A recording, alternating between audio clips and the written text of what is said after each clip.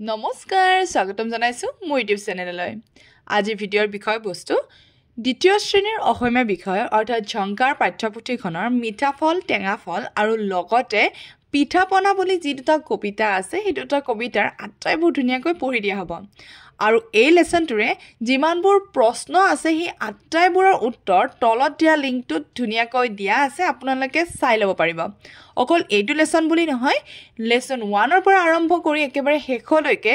আটাইখিনি ভিডিঅ' এই চেনেলটোৰ জৰিয়তে দিয়া আছে আপোনালোকৰ যেতিয়াই যিটো চাবলৈ মন যায় ধুনীয়াকৈ চাই ল'ব পাৰিব ঠিক আছে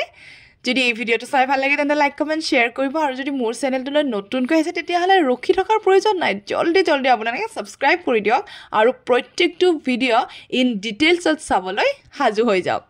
এতিয়া আহকচোন পলম নকৰি ভিডিঅ'টো আৰম্ভ কৰোঁ মিঠা ফল টেঙা ফল টেঙা ফল আৰু কেহা ফল ফল খালে আমাৰ গাত হয় বহু পল পকা পকা ফলবোৰত পৰুৱাই ধৰে মিঠা ফল ফুলত মৌমাখি পৰে পাত 2 পিঠা পনা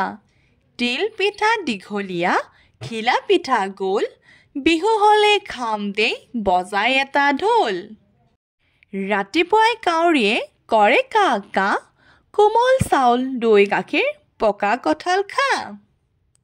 আৰু অকমান পঢ়ি দিবলগীয়া আছে মই এইখিনিও পঢ়াই দিছো ঠিক আছে এদিনাখন কমলে চোতালত বল খেলি আছিল খেলি থাকোতে এবাৰত বলটো গৈ ঘৰৰ ছালত পৰিল হি ককাকক মাতি আনি ঘৰৰ ছালত পৰি যোৱা বলটো আনি দিবলৈ খাটনি ধৰিলে ককাকে ছালৰ পৰা বলটো আনি কমলৰ হাতত দিলে